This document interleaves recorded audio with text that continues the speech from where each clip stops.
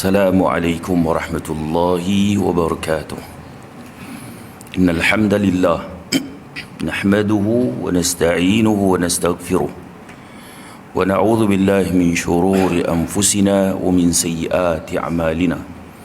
Man yahdihillahu fala mudilla lahu wa man yudlil fala hadiya lahu. Asyhadu an la ilaha illallah wahdahu la syarika lahu wa asyhadu anna Muhammadan abduhu wa rasuluh.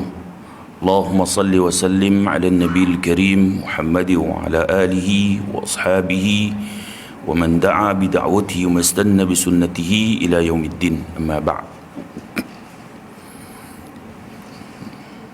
Yang dihormati Ustaz, Tuan Imam, Tuan Bilal, pengurusi Tuan Kuasa Masjid, muslimin dan muslimat, mudah-mudahan kita semua dirahmati oleh Allah Subhanahu wa taala.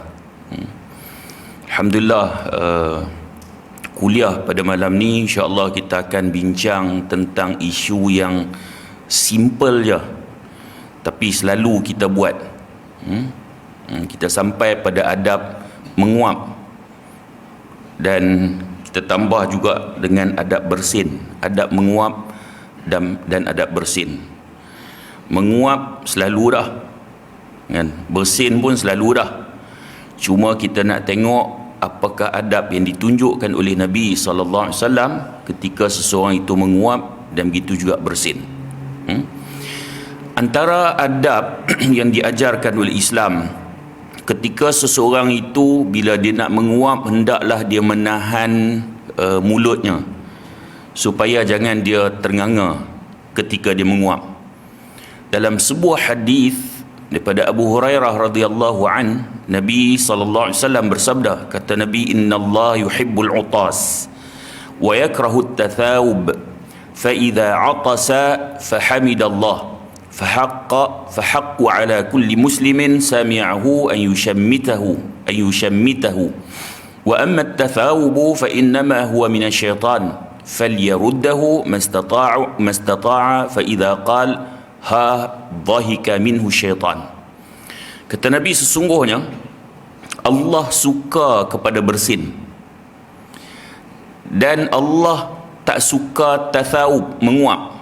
Bersin Allah suka, menguap Allah tak suka. Jika seseorang itu bersin, maka ucapkanlah hamdalah. Hamdalah tu apa dia? Alhamdulillah. Dan merupakan hak baginya terhadap setiap muslim yang mendengarnya untuk bertashmid. Tashmid ni dia jawab ucapan alhamdulillah tu kan, yarhamukallah. So hak bagi seorang muslim untuk dia mendapat doa daripada muslim yang lain. Maksudnya bila dia bersin, dia ucap alhamdulillah, orang lain kena jawab yarhamukallah. Kemudian ada pun menguap itu daripada syaitan. Menguap tu, kata Nabi, daripada syaitan. Maka hendaklah dia menahan semampu mungkin. Maksudnya jangan sampai dia buka mulut. Jika ia menguap sampai mengeluarkan suara maka syaitan pun tertawa. Hadis Bukhari dan Muslim. Kalau menguap tu sampai keluar suara, syaitan seronok, dia ketawa. Kita biasa dengar orang menguap, ke kita pun duk buat. Kan, berpuluh tahun dah syaitan duk seronok dengan kita punya menguap tu, kan? Tu untung kita mengaji. So bila kita mengaji, kita mula ubah. Kita tahu, tak boleh. Bahkan orang tua-tua dulu dah larang dah, kan? Kalau kita menguap bunyi suara, orang tua-tua dulu dia larang. Dia tak apa hang menguap sampai bunyi suara macam dia bagi ni Sagi orang kata resis pula sebut bangsa kan. Jadi maknanya orang tua-tua dulu dia tak bagi Jadi hak dia tak bagi tu ada asas tak? Ada asas. Sebab tu ada yang orang tua-tua dulu bila dia suruh ataupun larang, kalau kita cek balik ada asas pada Nabi SAW. Tapi ada juga yang tak ada asas. Hak tu kita tolak Tak semua kita ambil. Yang mana hak betul dengan syarak kita ambil Hak mana yang tak betul dengan syarak kita tolak, kan? Contoh hak tak betul dengan syarak, saya masa awal-awal dulu dapat anak pertama, kan? Mak mentua saya, dia kata orang tua dulu dia kata kalau nak bagi anak cerdik, tanam uri tu buah apa? Pensel. Kan, nak bagi anak cerdik. Saya temak kalau nak bagi lagi cerdik, buah laptop terus. Lagi cerdik kan, saja gurau kan dia. Kan, lepas tu dia gelak, dia faham lah. Maknanya mana-mana yang bercanggah dengan syarak tu tak payahlah ikut. Tapi bila kita mengaji balik, patutlah mak ayah kita dulu tak bagi bunyi suara masa menguap, rupanya ada asas yang Nabi larang. Baik, hadis pada Abu Sa'id Al-Khudri radhiyallahu an, Nabi sallallahu alaihi wasallam bersabda, "Idza tathawaba ahadukum falyumsik biyadihi ala fihi fa inna syaitana yadkhul." Jika kamu menguap, maka tutuplah mulutnya dengan tangannya kerana syaitan akan masuk. Ni satu lagi, menguap tak tutup mulut kan? Pun orang tua dulu marah, ada asas juga. Nabi tak bagi bila menguap buka mulut, sebab kata Nabi syaitan akan masuk. Dalam lafaz yang lain, idza tathawaba ahadukum fi salati falyaqdhim mastata'. Ni hadis sahih Muslim. Jika kamu menguap dalam salat, maka tahanlah semampu mungkin. So dalam salat tu kita nak menguap, biasa tengok ke, kita pun biasa buat menguap, tahan tu sampai kembang hidung kan. Kita tengok orang menguap, dia tahan sampai kembang hidung. Itu sebenarnya apa yang disuruh oleh Nabi sallallahu alaihi wasallam. Okey, Ibnu Allan Asy-Syafi'i rahimahullah, dia kata maksud tahan semampu mungkin tu dengan melakukan itbaq. Itbaq ni dia macam rapat bibir tu, bibir itu dirapatkan kan. Dia kata jika tidak mampu, maka letakkan tangan di mulut. Disebut dalam Dalilul Falihin. Kalau tak mampu, baru letak tangan kat mulut. Okey, daripada dalil-dalil yang kita bincang tadi ni, bolehlah kita ambil kesimpulan, bila nak menguap, pertama sekali tahan dulu kan, tahan dulu, jangan bagi terbuka mulut. Kalau tak mampu, bila nak terbuka mulut, barulah tutup dengan tangan, dan jangan sampai mengeluarkan suara. Itu cara adab ketika menguap. Baik, bila kita bincang kena tutup mulut, kalau tak tahan dah kita kena tutup mulut, nak tutup mulut dengan tangan apa? Satu perbincangan lagi. Sebahagian ulama dia kata tutup mulut ni dengan tangan kiri kan? Sebab dia kata menguap tu adalah satu yang buruk kan Nabi sebut sesungguhnya menguap itu daripada syaitan, benda tak elok Jadi tak elok tu dengan tangan kiri. Sebab ulama yang menyebut begitu, mereka menggunakan kaedah taqdimul yamin fi kulli ma kana min babil karamah, wa taqdimu shimalu fi kulli ma kana min babil muhana. Didahulukan tangan kanan dalam semua perkara yang mulia, dan didahulukan tangan kiri dalam semua perkara yang hina. Didahulukan yang kanan dalam semua perkara yang mulia, dan didahulukan yang kiri dalam semua perkara yang hina. Maksudnya apa, benda-benda yang baik yang kita buat, kita mulakan dengan kanan. Makan, tangan kanan. Masuk masjid, kaki kanan. Benda-benda yang buruk kita buat, kita gunakan yang kiri kan. Masuk toilet, kaki kiri. Termasuk yang menguap ni, dia kata kiri lah, sebab menguap tu daripada syaitan. Okey. Kemudian kata Al-Munawi rahimahullah, disebut dalam Faidul Qadir, dia kata maksudnya dengan cara meletakkan belakang tangan kiri, sebagaimana disebut oleh sejumlah ulama. Maksudnya bila menguap tu, dia kata letak tangan kiri, belakang tangan kiri ni menguap. Dan mereka berpandangan itu lebih sempurna, walaupun pada asalnya adalah dengan meletakkan tangan kanan, sebagaimana dalam hadis disebutkan, maka letakkanlah tangannya. Namun dia kata jika menggunakan tangan kanan, maka dengan meletakkan telapaknya. So dia kata tangan kiri buat macam tu, tapi kalau guna tangan kanan, tutup dengan tapak tangan. Okey. Begitu juga As-Safarini rahimahullah, dia sebut perkara yang sama. Dia sebut perkara yang sama. Cuma dalam masalah ni dia agak longgang. Kenapa tidak ada nas yang jelas Nabi suruh tutup tangan kanan ataupun kiri? Tak ada nas yang jelas Nabi suruh tutup depan ke belakang. Cuma para ulama mereka menggunakan kaedah macam kita sebut tadilah. Kan? Saya tertarik dengan apa yang disebut bila ditanya kepada Syekh Muhammad Saleh Al-Uthaymin, bila ditanya kepadanya ketika Rasulullah menguap, Rasulullah tutup tangan kanan ke tangan kiri? Bila ditanya kepada dia, dia kata tidak kami ketahui ada hadis tentang Nabi menutup tangannya ketika menguap. Maksudnya dia kata dia tak temui mana-mana hadis yang Nabi bila menguap Nabi tutup tangan dengan tangan kanan ataupun kiri. Kalau ada hadis tu senang kan, sahabat meriwayatkan Nabi menutup dengan tangan kanan, so kita boleh faham terus, oh tutup dengan tangan kanan. Tapi yang ada hadis adalah hanya perintah Nabi. Nabi suruh tahan dulu, tak mampu tahan baru tutup dengan tangan. Tapi Nabi tak sebut dengan tangan apa, cuma perintah menutup mulut dengan tangan kalau mulut mula terbuka. Okey, dia kata maka boleh dengan tangan kanan atau tangan kiri, yang penting tidak membiarkan mulut terbuka ketika menguap. Maksudnya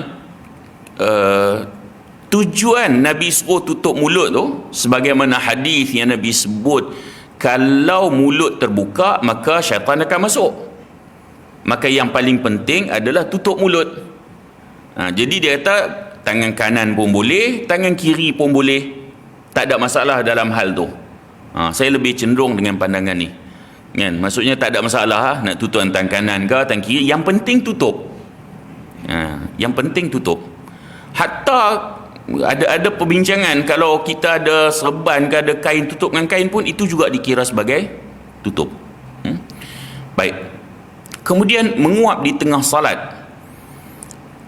dia kata menguap tanpa ada usaha untuk tahan makruh. Awal-awal kita dah buka mulut dah, atau menutupnya maksud ataupun tidak menutupnya kan, kita menguap tak tutup mulut, makruh. Ataupun mengeluarkan suara, makruh dia kata. Jadi dia kata jika di luar salat itu makruh, maka dalam salat lebih-lebih lagi. Nampak tak? Kalau dalam salat pun makruh, maka dalam salat lebih-lebih lagi. Bahkan syaitan dia akan mengganggu orang yang sedang salat. So salah satu cara dia mengganggu ni adalah dengan menguap lah. Sebab tu Nabi sebut menguap itu daripada syaitan. Memang tujuan dia nak mengganggu orang yang sedang salat. Kita dah baca hadis tadi daripada Imam Muslim kan, idza tathawaba ahadukum fi ssalati falyaqdhim mastata'. Kalau jika kamu menguap dalam salat, maka tahanlah semampu mungkin. Baik. Kemudian kata Ibn Hajar Al-Asqalani rahimahullah, dia kata syaitan dia memiliki tujuan yang kuat untuk memberi gangguan pada orang yang sedang salat. Maka boleh jadi menguap dalam salat itu lebih ditekankan kemakruhannya. Kalau kita tak buat yang tadi dah, tak tutup mulut, kemudian bila terbuka kita tak tutup dengan tangan contohnya, maka lebih makruh lagi dia kata. Namun bukan bererti tidak makruh ketika dilakukan di luar salat. Kalau dia kata dalam salat itu makruh, tidak bermakna di luar salat makruh. Kedua-duanya makruh, cuma dalam salat lebih lagi kemakruhannya. Okey. Dia kata orang yang menguap dalam salat dianjurkan untuk macam di luar salat juga, tahan dulu. Jangan bagi terbuka. Kalau kita tak mampu tahan, nak terbuka juga, maka bolehlah dia kata menggerakkan tangannya untuk tutup mulut dia. Dan gerakan ini tidak terlarang, tidak membatalkan salat dan tidak termasuk dalam larangan menutup mulut dalam salat. Dia kata menggerakkan tangan untuk tutup mulut itu tidak membatalkan salat, tidak mengganggu salat. Tutup dia. Dan kita ni kadang gerakan dalam salat ni kita macam berlebih-lebih sangat, macam tak boleh tu. Terutama dalam hal bunyi handphone lah, kalau zaman sekarang kan. Bunyi handphone. Tadi ada bunyi handphone tapi alhamdulillah kan, abang tu pandai dia tutup. Kan. Ada yang dia tak tutup. Biasalah kadang benda ni kita terlupa nak buat macam mana. Kan. Pernah imam luruskan saf dan letakkan handphone anda di mode silent. Tiba-tiba bunyi handphone tu imam punya rupanya. Nak buat macam mana? Lupa kan. Terlupa. Biasa terlupa. Nak buat macam mana? Dia ingat tadi dia dah silent dah rupanya. Kan? Tak tutup lagi. Jadi kalau bunyi tutup lah. Kita dah garu boleh. Kan? Kita garu kan, contoh. Sorry. Kita garu kan, kita salat, kita garu sini boleh. Kan? Kemudian kita garu sini boleh. Kita garu sini boleh. Tapi bila handphone bunyi sini, kita Allah macam mana ni? Padahal baru lepas garu tang ni. Kan? Picit je lah. Kan? Handphone dalam poket. Kan? Handphone dalam poket, kita solat, dia button tepi tu kita picit. Kan? Dia akan stop lah. Kalau tak stop juga, boleh tak kita ambil, kita tutup, kemudian kita bawa balik, kita solat. Boleh tak? Boleh. Tak ada masalah, boleh. Kan?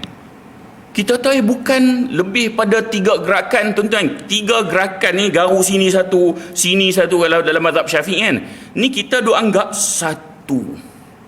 Kan? 2 jadi robot lah. Kan? Baik, jadi boleh benda tu. Tak ada masalah. Tutup. Jangan sampai handphone kita yang berbunyi itu mengganggu orang lain yang sedang solat. Benda tu memang ganggu lah. Saya pernah hari nak ceramah di Serdang, di Selangor. Masa tu imam tu tua. Tua. Kemudian bunyi handphone had jemaah ni, makmum. Dan bunyi handphone pula lagu Ar-Azmi tu. Pakai baju kancing lah suasa, kan? Lagu tu. Saya kalau bunyi rap saya tak apa lagi, tu imam tak layan rap ni. Tapi bunyi lagu tu menggamit kenangan tu. Sampai 3 kali dia tak tutup, bayangkan. Maka dia akan mengganggu orang solat. Tutup lah. Kan? Tutup. So sama juga apabila kita menguap, gerakan ini tidak mengganggu solat kita. Baik. Okey, kata Ibn Hajar lagi, adapun perintah untuk meletakkan tangan di mulut ini dilakukan ketika mulut mulai terbuka untuk menguap. Bila nak tutup, kita pertama sekali tertahan. Tak tahan nak terbuka je baru dia tutup mulut. Waktu tu. Kan? Dia tahu maka ketika itu ditutup dengan telapak tangan atau dengan benda lainnya yang boleh diupayakan untuk mencegah terbukanya mulut. Maksudnya apa saja boleh, kan? Kita tengah salat, kita tahan dulu, kita katalah buah serban kan, kita boleh guna serban kita untuk tutup, kan? Juga itu dibenarkan, sebab tujuan utama adalah untuk menutup mulut yang Nabi sebut kalau kita tak tutup syaitan akan masuk. Baik.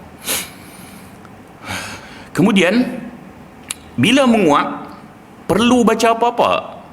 Hak tu kita nak bincang je. Kan? Sebab ada kita dengar orang menguap dia ucap astaghfirullah, ada yang sebut Allahu Akbar. Jadi bacaan yang betul itu apa dia? Kan? Tidak, wallahu ta'ala alam, tidak ada riwayat yang menyebut Nabi dan para sahabat baca apa-apa selepas mereka menguap. Tak ada. Jadi kalau orang tak baca apa-apa tu tak salah, kan? Jangan kita tak faham sampai tak baca apa langsung menguap, kan? Makna tidak ada riwayat yang Nabi baca apa-apa pun selepas menguap. Okey. Selesai bab menguap, kita nak bincang bab bersin pula. Bab bersin pula. Hadis yang kita sebut tadi ni, Allah suka orang yang bersin kan. Innallaha yuhibbul utas. Sesungguhnya Allah suka bersin wa yakrahut tathawub, dan Allah bencikan menguap. Kan? Ini hadis Bukhari ni. Ibn Hajar Al-Asqalani rahimahullah, dia nakal pandangan Khattabi rahimahullah, disebut bahawa Allah suka orang yang bersin kerana bersin dapat meringankan badan dan membuka liang roma. Disebut dalam Fathul Bari. Maksudnya bersin tu senang cakap, dia mengeluarkan penyakit. Macam tu. Baik. Kemudian dia selain itu, Nabi SAW menggalakkan seseorang itu bersin dan dia mengucapkan hamdalah, alhamdulillah. Tuan-tuan tengok tadi, masa menguap Nabi tak sebut apa-apa bacaan, tapi dalam bab bersin Nabi sebut dengan jelas mengucapkan alhamdulillah. Dan begitu juga orang yang dengar orang mengucapkan alhamdulillah itu, dia bertashmid, dia jawab. Baik, hadis pada Abu Hurairah, kata Nabi, idza atasa ahadukum falyaqulil hamdulillah.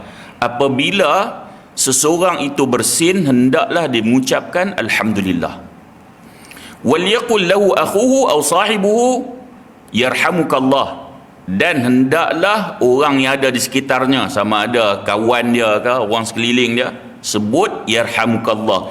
Yang ni yang orang Melayu dia jarang buat, tashmid, sedangkan yang ni hak sesama Muslim. Jadi tu tujuan kita mengaji. Kadang dengar tajuk simple lah, tapi kita tak buat pun. Lepas ni bila kita dengar orang bersin alhamdulillah kan, dia hacim alhamdulillah, kita yarhamukallah, moga Allah memberi rahmat kepada kamu.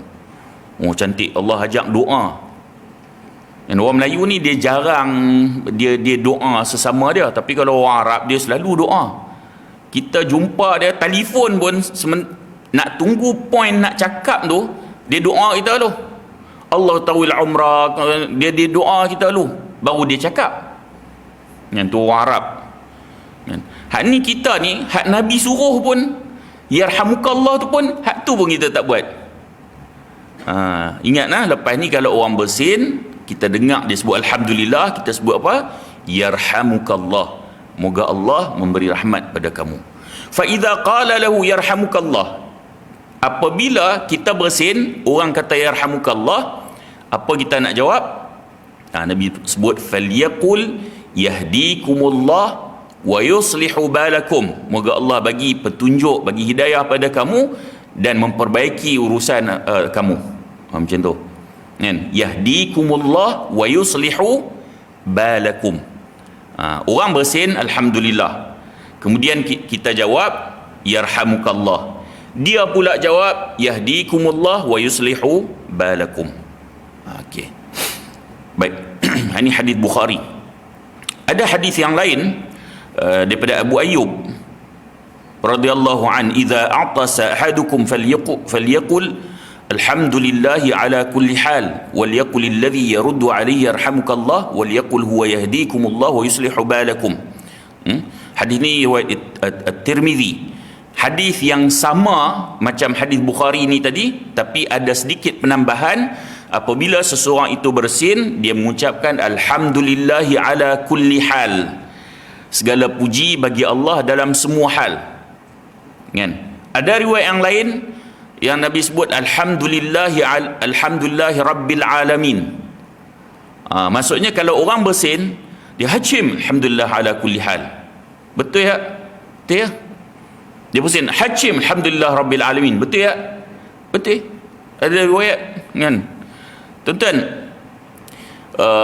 jangan nanti bila orang tu bersin hacim alhamdulillah rabbil alamin, amboi hang panjang baik baca Fatihah tu kan, kita tak faham kan. Sedangkan ada riwayat yang sahih menyebut tentang ucapan-ucapan yang sedemikian rupa. Ada beberapa versi lah, macam kita lah salah satunya doa iftitah kan, kita baru baca satu versi ya, ada versi-versi yang lain kan, yang kalau kita dengar orang baca, jangan kita tahu dia ni apa Wahabi ni baca lain bunyi macam aku mengaji kan. Selalu orang kita dia macam itulah. Baik. Kemudian sabda Nabi SAW, yushammatul aatisu thalathan fama zada fahuwa mazkum. Di tashmid ni ucap yarhamukallah, kepada orang yang bersin ini sebanyak 3 kali, dan sekiranya ia lebih daripada itu maka ia selsema.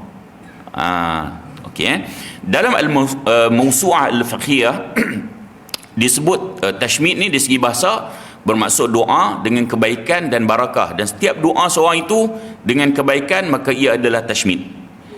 Ibnu Daqiq Al-Aid dia kata rahimahullah, disebut daripada sebahagian ulama Syafi'iyah, dia kata diulang kalimah tashmid itu apabila orang bersin berulang kali sebanyak 3 kali sahaja, melainkan dia mengetahui bahawa dia mengidap sesema, maka doakan ia akan kesembuhan penyakit, dan ini difahamkan bahawa gugurlah saranan untuk bertashmid sekiranya mengetahui akan seseorang itu bersin disebabkan sesema.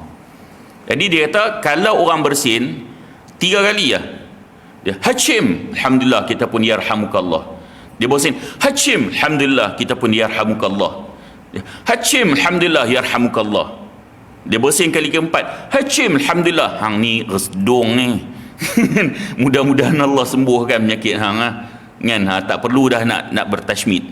Hak Nabi sebut sesema lah. Baik,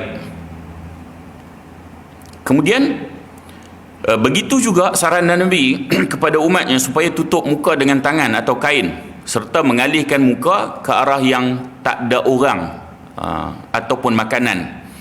Baik, hadis pada Abu Hurairah radhiyallahu anna Nabiy sallallahu alaihi wasallam kana idza atasa ghatta wajhahu bi yadihi aw bi thawbihi wa ghadda biha sautah. Maksudnya bahawasanya apabila Nabi SAW bersin, baginda menutup wajah dengan tangan atau kainnya sambil merendahkan suaranya. So Nabi bersin, Nabi dalam hadis disebut sama ada Nabi tutup dengan tangan dan ada ketika Nabi tutup dengan kain, dan Nabi merendahkan suaranya. Maksudnya adab bersin ni jangan bagi suara kuat. Sebahagian orang dia bersin tu selang 10 buah rumah boleh dengar ni, orang tahu oh dia ni mesti dia ni bersin. Hajim kan bersin. Kita cakap hang pasal apa tak kontrol sikit, bagilah slow. Dia tak puas kalau bersin bunyi tu, dia keluar habis puas, dah tak boleh lah adab kan. Sebab Nabi sendiri apabila bersin Nabi merendahkan suaranya kan. Jadi kontrol lah. Macam ni bini kita lu 3 hari baru lepas kahwin, dia bersin bunyi macam mana? Hecim. Hak sekarang bunyi macam mana? Hak tak kontrolnya. Kan? Hak baru 3 hari kahwin tu dengan hak lah ni. Jadi kontrol lah kan. Kontrol. Baik. Kemudian apabila seseorang itu tidak mendengar mengucapkan alhamdulillah, maka janganlah dia tashmid. Sebab ada hadis, idza atasa ahadukum fahamidallah fashammituhu fa illam yahmadillah fala tushammituh. Jika salah seorang daripada kamu bersin lalu mengucapkan alhamdulillah, maka hendaklah kamu mengucapkan tashmid baginya, namun jika tidak maka janganlah mengucapkan tashmid baginya. Hadis sahih Muslim. Maksudnya kalau kita dengar orang tu alhamdulillah baru kita ucapkan yarhamukallah. Kalau kita tak dengar dia ucap alhamdulillah, tak perlu kita tashmid. Apa maksudnya lagi? Maksudnya orang yang bersin tu ucapan alhamdulillah tu perlu dia dengar diri dia sendiri saja ke, ataupun dia perlu dengarkan pada orang lain? Pada orang lain. Sebab kalau orang lain dengar baru dia perlu jawab, baru orang lain mendoakan dia. Jadi hajim alhamdulillah, baru orang lain jawab yarhamukallah. Kalau orang tak dengar dia punya ucapan alhamdulillah, tak perlu jawab. Ataupun dia bersin hachim, excuse me sir, kan? Tak perlu jawab. Sebab saya dalam tentera dulu macam tu lah. Bukan saya buat lah, dia dalam contoh mes pegawai kan, yang duk nak makan ke apa kan, hachim, excuse me sir. Tu cara dia. Tapi saya buat alhamdulillah je lah. Pasal apa nak excuse me sir apa dah? British hak jajah kita dah balik lah. Kita kan dah merdeka, buat apa dia ikut British lagi kan? Mess night, makan malam kan? Dia pisau tangan kanan, garpu tangan kiri, kan? Chicken chop contohnya kan, potong makan tangan kiri. Hak Nabi sebut kul biyaminik, makan dengan tangan kanan kamu. Tukarlah pisau tangan kiri, garpu tangan kanan. Bukan makan dengan pisau dan garpu tu salah. Yang salah apabila makan dengan tangan kiri. Tukar lah. Kata siapa? Bukan dia punya SOP kena garpu. Dah, saya nak ikut Nabi.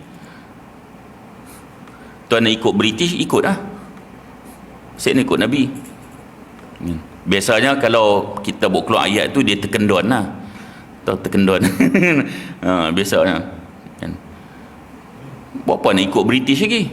Benda hak jelas Nabi ajak, suruh ikut. Baik.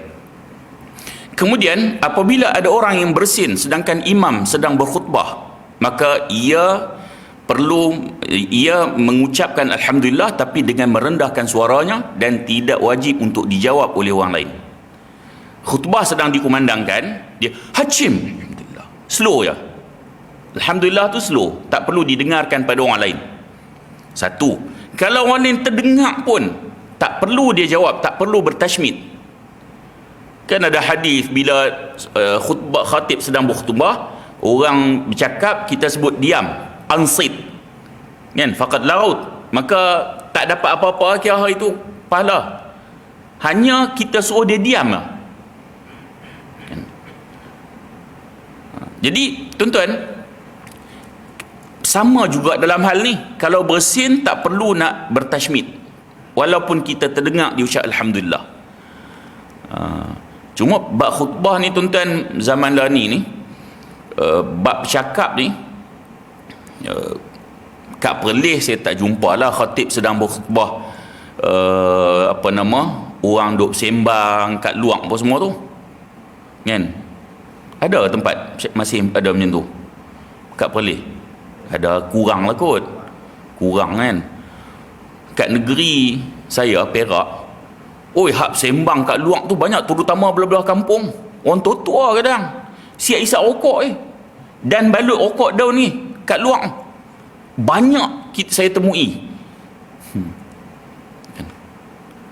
Tapi kalau di belah bandar-bandar ni kan, mereka tak sembang. Kalau saya di KL Selangor kan, mereka tak sembang, tapi orang muda dia main handphone kan, dia main handphone, dia buka Facebook, dia tengok Instagram.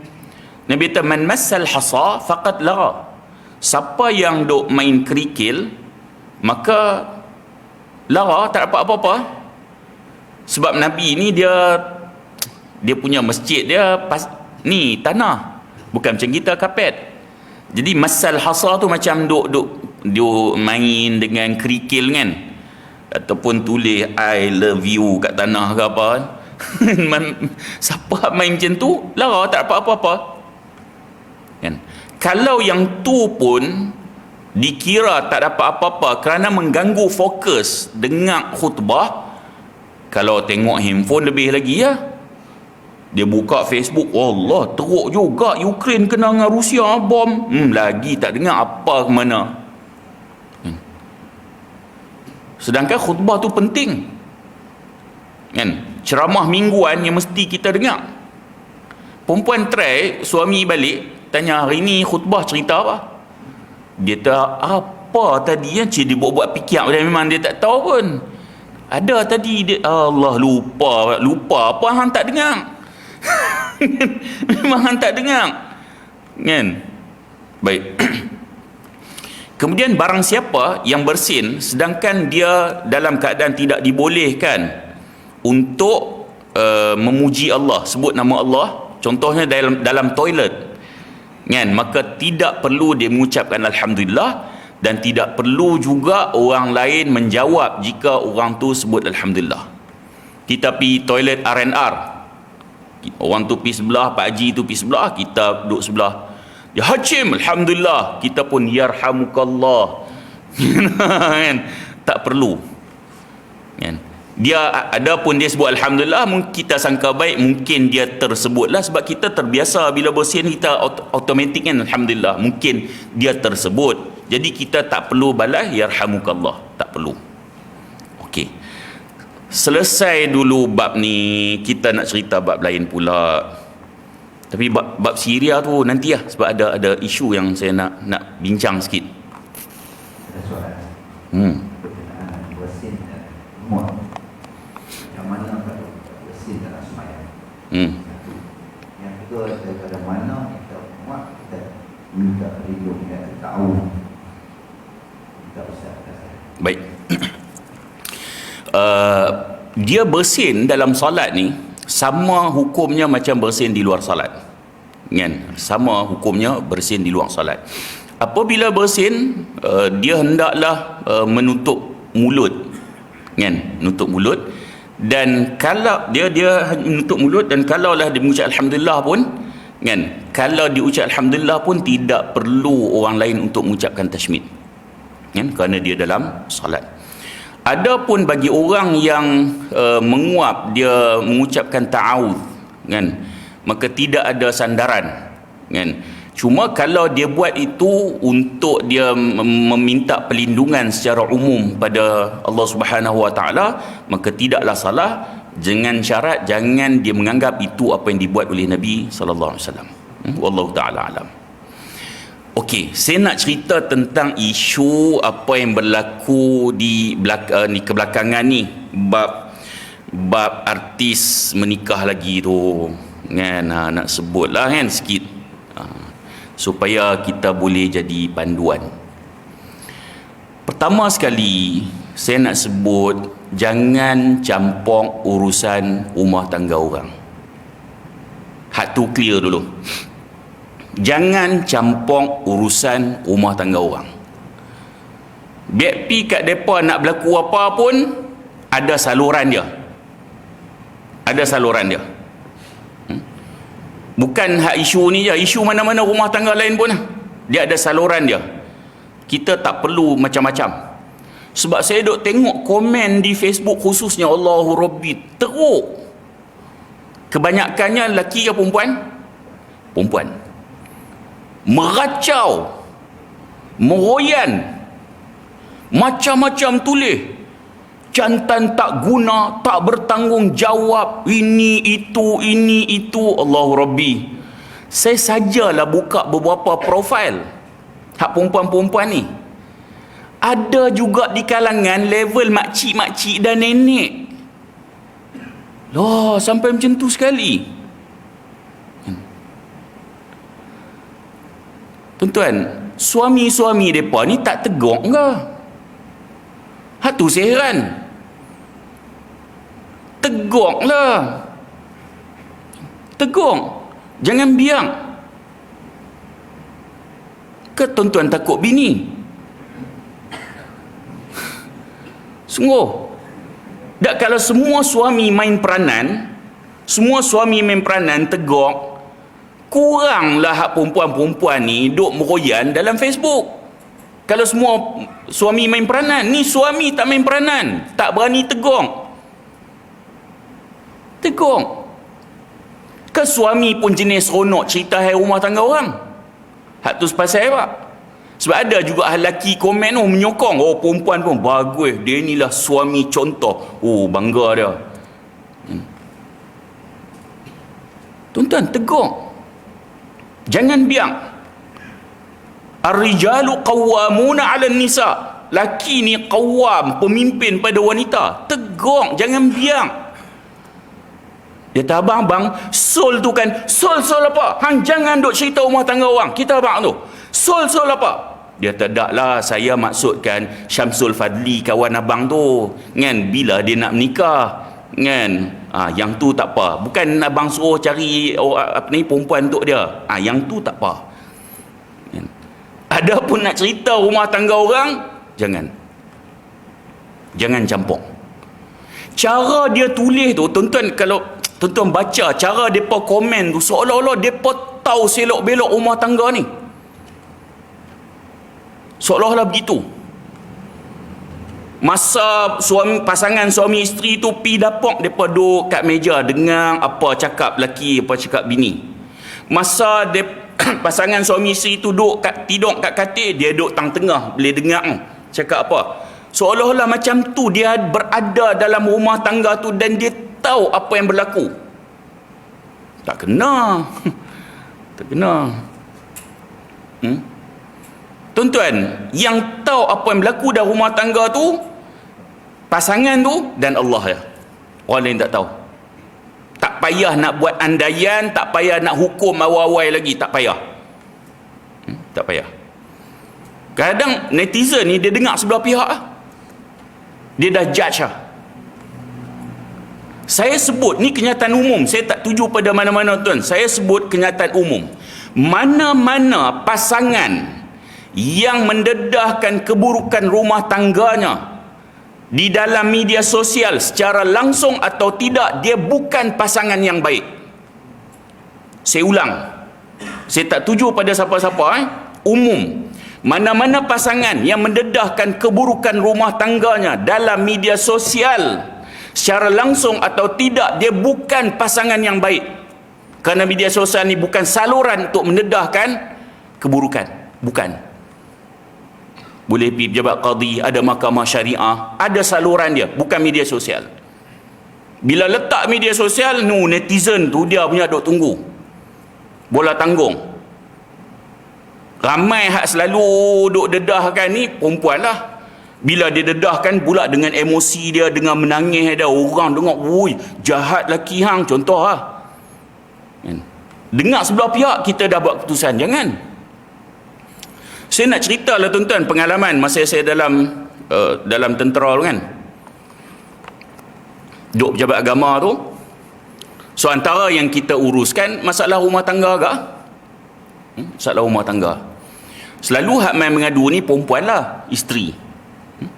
Sebab tu seorang yang dia nak buat keputusan, dia kena relax, dia tak boleh nak kelang kabut. Dia tak boleh cepat menghukum, dia tak boleh nak melatah. Tak cepat melatah. Sagi mai isteri tu cerita ni suami dia sekian-sekian, kita, oh iya ke? Macam tu no? Oh jahat laki hang. Oh dia buat macam tu. Oh tu no. Oh lepas tu dia menangis pula perempuan. Oh kita pun sedih. Oh tak patut no dia buat macam tu. Nampak? Melatah lah tu. Esok tak apa, isteri dah balik, esok kita panggil suami pula. Suami pula cerita rumah tangga dia, cerita hak sebenar apa yang isteri dia buat. Kita pun dengar, lah macam tu ke, patutlah pun. Oh iya, oh patutlah. Semalam lain ni. Semalam bersungguh dengar. Bila dengar penjelasan, kita, oh macam tu ke, oh iya, patutlah jadi macam tu. Lain dah. Lusa kita panggil dua-dua duduk depan. Ni hampa dua-dua ada depan, hampa cerita pula. Lain pula. Bila dah dua-dua ada tu lain pula. Inilah yang berlaku. Inilah yang berlaku. Jadi hak netizen tu hampa tahu apa? Hak duk komen ni. Sampai meroyan. Kadang-kadang kita fikir, dia cakap tu macam membahayakan agama dia. Komen dia tu. Tak kena. Jangan. Jangan. Mungkin mereka diuji rumah tangga mereka. Kita takkan diuji ke? Kita pun ada ujian kita. Jangan mendabik dada. Ni jantan tak guna, esok Allah jadikan jantan hang kat rumah tu tak guna macam. Jangan.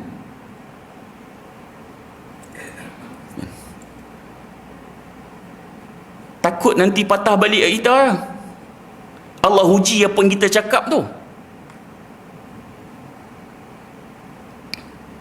Tuan-tuan, saya duk baca komen, saya sebut, kadang-kadang kita ada orang yang tertentu dah puan.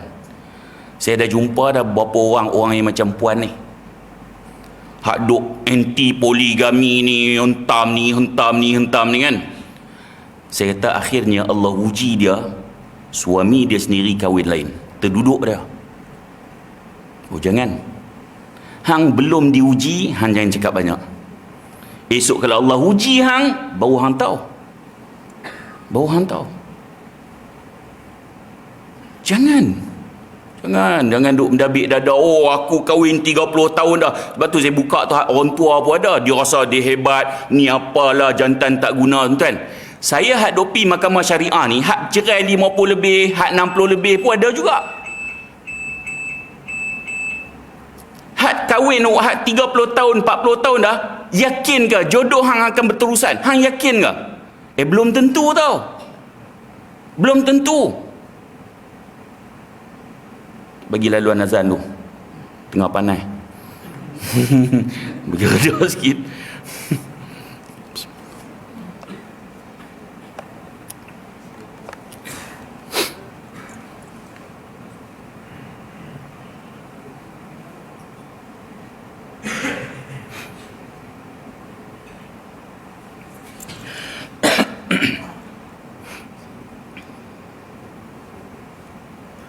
Allahu Akbar, Allahu Akbar, Allahu Akbar, Allahu Akbar.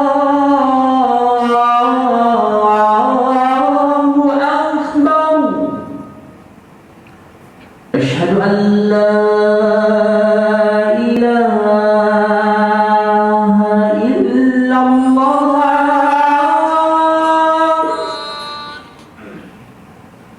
أشهد أن لا إله إلا الله.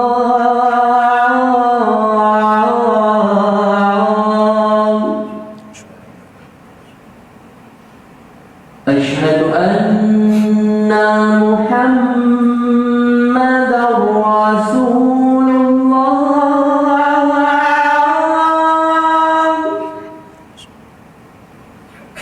أشهد أن محمدا رسول الله.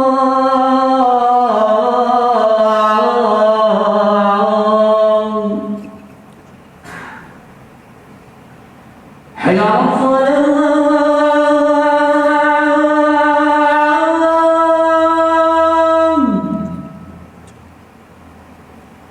حي على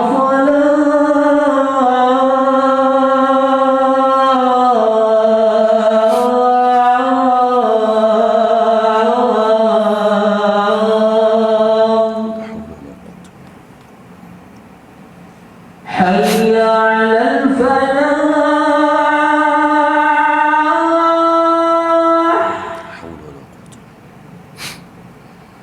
حي على الفلاح.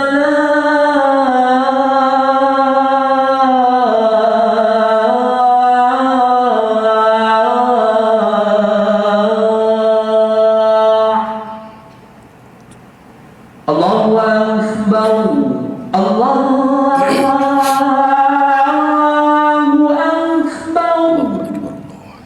لا إله إلا الله. لا إله إلا الله. الصلاة.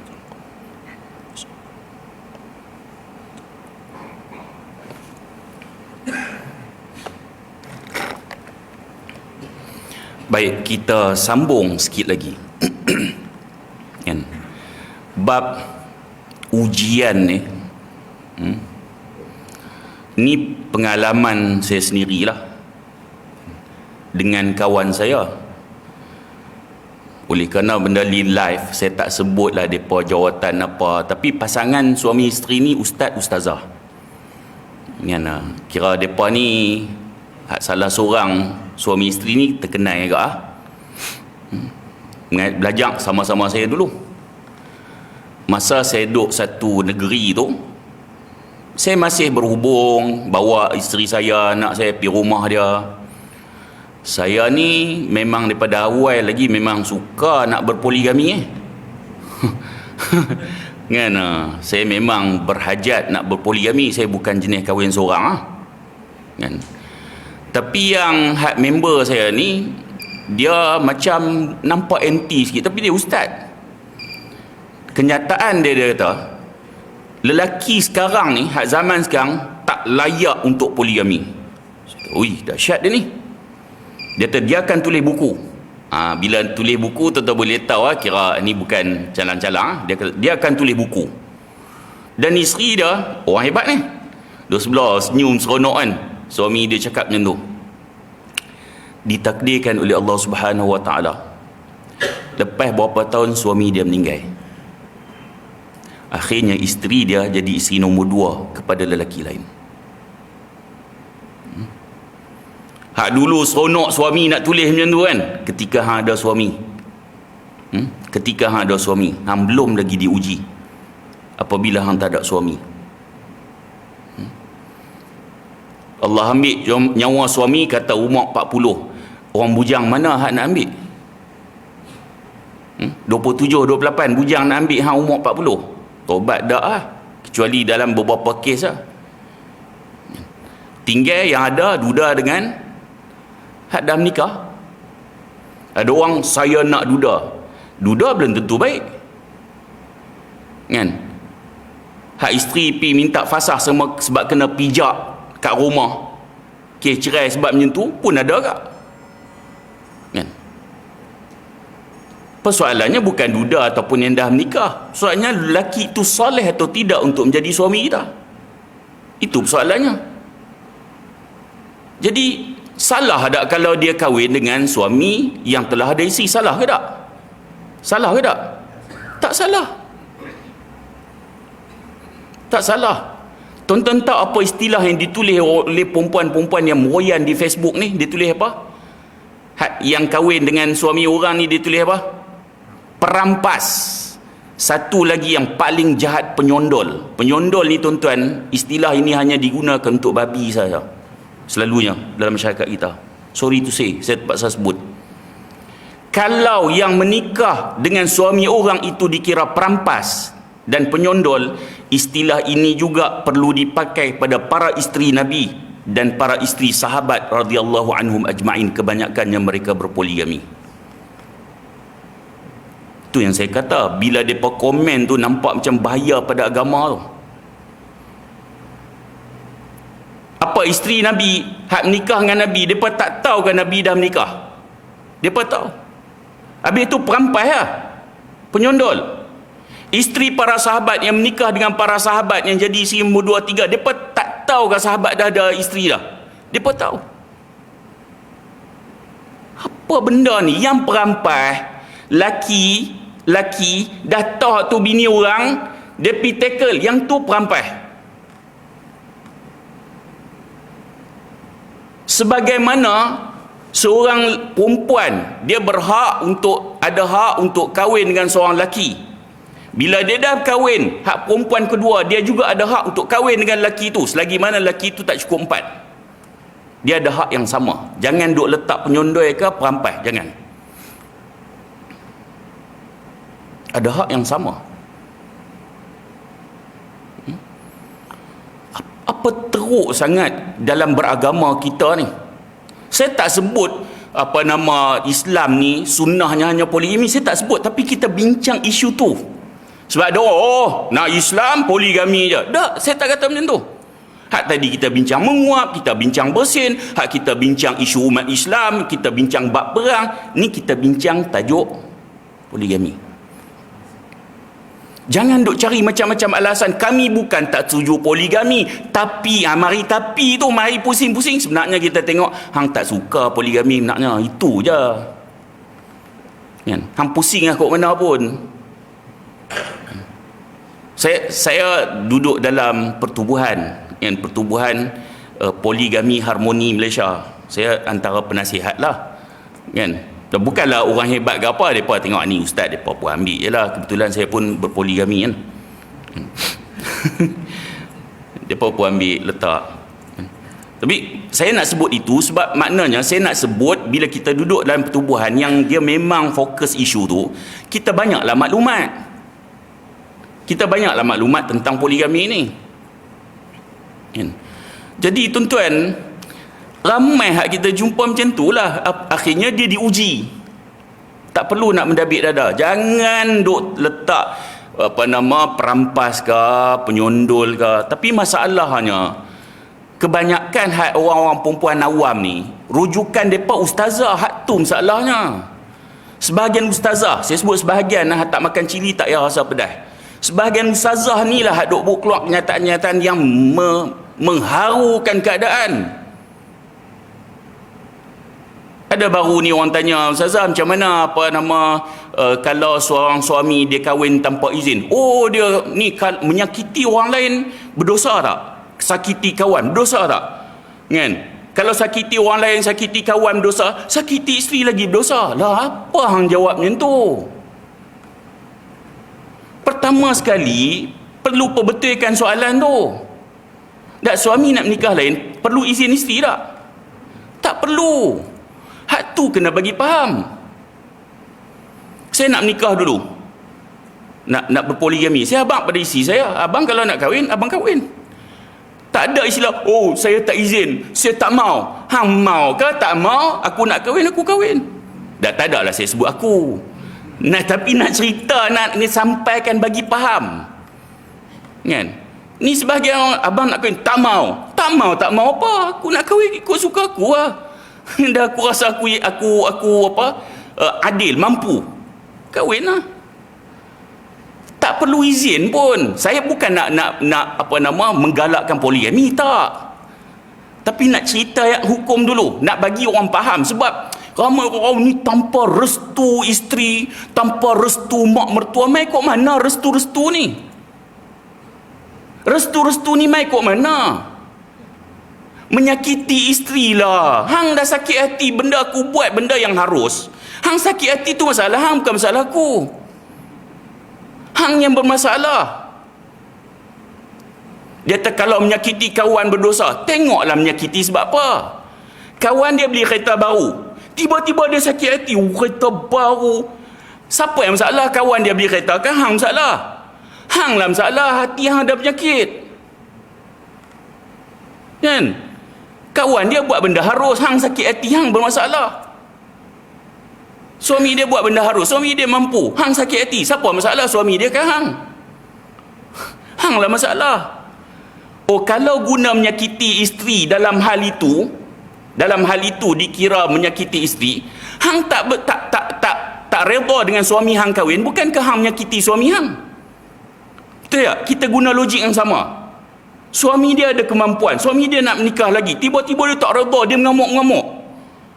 Secara tidak langsung dia menyakiti suami dia, betul tak? Nak guna logik ustazah tu lah. Saya tak sebutlah ustazah mana pun. Kalau guna logik yang sama, isteri tak bolehlah minta cerai, mohon fasakh di mahkamah, sebab akan menyakiti suami. Guna logik dia.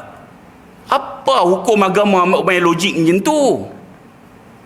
Kalau dikira menyakiti perasaan isteri, saya nak bawa main ni surah At-Tahrim juzuk ke-28 ayat yang pertama. Allah sebut, ya ayuhan nabi lima tuharrimu ma ahallallahu laka tabtaghi mardat azwajik. Tuan-tuan buka ayat pertama surah At-Tahrim juzuk ke-28. Allah tegur Nabi, wahai Nabi, kenapa ya ayuhan Nabi lima tuharrimu ma halallahu lak, kenapa kamu haramkan sesuatu yang Allah telah halalkan pada kamu? Sababun nuzul, dia ada beberapa riwayat. Saya mengambil dua riwayat yang sahih yang disebut oleh Ibnu Kathir dalam mentafsirkan ayat ni. Riwayat yang pertama, kisah tentang Sayyidatina Hafsah dan Sayyidatina Aisyah berpakat. Mereka ni cemburu dengan salah seorang isteri Nabi, yang dalam riwayat menyatakan dia adalah Zainab binti Jahash. Jadi bila Nabi pergi rumah Zainab kan, selalu Nabi makan madu kat rumah Zainab ni. So Aisyah dengan Hafsah ni mereka baik. Sebab kan ayah dia Sayyidina Abu Bakar dengan Sayyidina Umar, mereka memang baik. Jadi apa pakat, bila Nabi balik rumah kita je, kita kata mulut bau tak best, bau marafir. Marafir ni dia sejenis makanan, dan bau dia tak berapa syok. Kira kalau kat Malaysia ni kira mungkin kita sebut petai lah kot. Nah, lebih kurang petai lah. Jadi Rasulullah balik rumah Aisyah tak, apa bau marafir ni? Bau tak syok. Nabi jaga penampilan. Sebab tu bila Nabi balik rumah, perkara pertama yang Nabi buat adalah sugi. Nabi bersihkan gigi dia. Sebab Nabi nak penampilan yang isteri dia kalau bau pada Nabi, bau yang menarik. Bahkan pernah Nabi minang seorang wanita, Nabi suruh hantar wakil, Nabi suruh cium bau mulut dia dan tengok dia punya tumit kaki dia. Nak pergi minang perempuan tu, Nabi suruh, Nabi dah ada isteri masa tu. Nabi suruh wakil pergi cium bau mulut dia, ni jenis pengotok ke, bau mulut, bau apa kan. Nabi macam tu. Jadi Aisyah dengan Hafsah ni, dia tahu Nabi macam tu. Jadi apa bau marafir ni? Bau tak best. Jadi bila pergi rumah Hafsah pun dah pakat kan, apa bau marafir, tak syok bau ni kan. Kemudian Nabi SAW, Nabi kata lan a'uda lahu, aku takkan ulang benda ni lagi. Maksudnya takkan minum dah. Apa nama? Sebelum tu Nabi kata, aku makan madu kat rumah Zainab. Aku makan madu. Bukan makan marafir. Tak, bau marafir. Kan?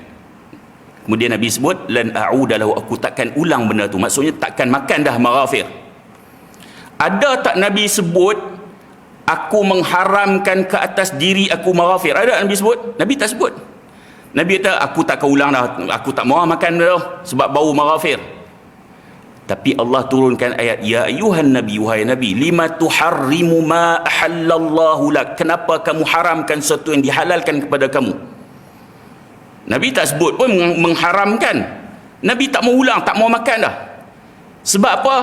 Tabtaghi marda ta'azwajik, kerana mengharap redha, nak jaga hati perasaan isteri-isteri kamu. Sampai kamu benda halal lah. Kerana nak jaga hati isteri-isteri, jangan sampai macam tu. Ramai ada tuan-tuan dengar suami, dia tak kata poligami tu haram, tapi aku poligami, tobat aku tak mau isteri aku. Jangan macam tu. Hang diam cukup ah. Dah poligami tu apa hukumnya? Jangan sampai macam tu. Aku tobat tu.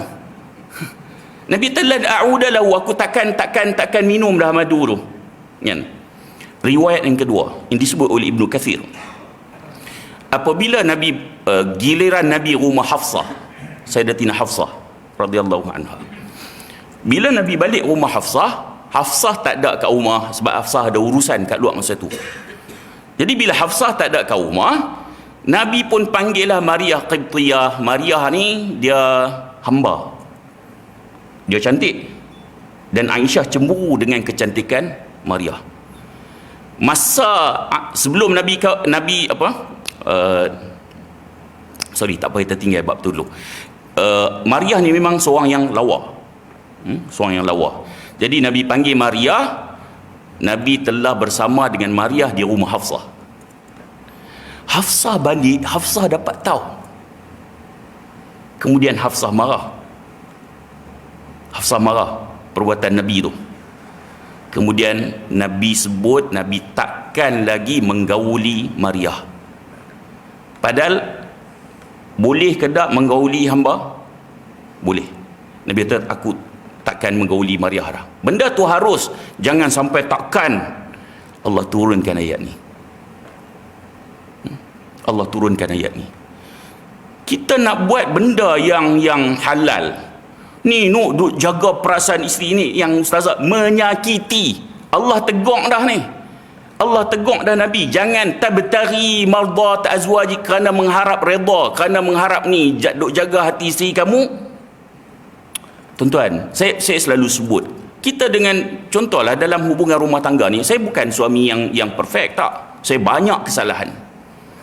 Tapi kalau kita ikut Nabi, kalau ikut sebahagian penceramah hanya duk sebut benda-benda romantik Nabi main kejak-kejak, betul lah benda tu, tapi dalam beberapa hal benda tu perlu diikutlah dalam beberapa hal. Tapi nak kena tengok konteks. Nabi main kejak-kejak dengan siapa? Aisyah. Sesuai tak? Sesuai lah, sebab dia kecil lagi. Kenapa Nabi tak main kejak-kejak dengan Saudah? Sebab Saudah dah tua. Kita yang tak faham konteks, suami isteri kena main kejak-kejak Baru main dengar hak umur 60. Dia balik dia main kejap-kejap dengan bini dia. Inhaler kawan tu. Inhaler kawan tu. Kan? Nabi panggil ya Humairah pada siapa? Aisyah. Sesuai ya, dia budak lagi. Kan? Kita dengar umur 60 lebih. Ya Humairah ni lebih pada comel lah. Comel. Kita, kena panggil comel. Kita umur 60 lebih balik. Hai comel. Dia terbuang tebiat ke apa hang ni. Padan lah, tengok konteks. Tengok konteks. Jadi tuan-tuan, tak perlu lah duduk. Kadang-kadang itulah, kadang penceramah-penceramah dalam bab poligami kebanyakan ustazah. Kebanyakan bukan semua. Jangan semua terasa hati. Itu yang merosakkan. Dia punya hak kuliah pendek tu dalam TikTok ke apa, dah dekat 1 juta duk tengok. Hak masalahnya kita, tuan-tuan, hak bukan ustaz ni lagi masalah. Kita balik nak counter dia kata abang siapa? Tu ustazah cakap. Abang bukan ustaz. Dah, nak buat macam mana? Kan tak nanya kita. Jadi tuan-tuan, sebab tu saya selalu sebut dalam isu ni, kita berdiam diri, jaga rumah tangga kita, kan? Kita pun tak tahu setakat mana rumah tangga kita ni akan berlangsung. Allah akan uji macam mana. Kita jaga sungguh-sungguh doa, Rabbana hab lana min azwajina dhurriyyatina qurrata a'yun waj'alna lil muttaqina imama. Jaga rumah tangga kita, mudah-mudahan Allah berikan yang terbaik buat kita. Sekadar itu, mudah-mudahan pertemuan kita ada manfaat. Kalau terkasar bahasa, mohon maaf. Dan saya sudahi dengan aqulu qawli hadza wa astaghfirullahal azim li wa lakum. Assalamualaikum warahmatullahi wabarakatuh.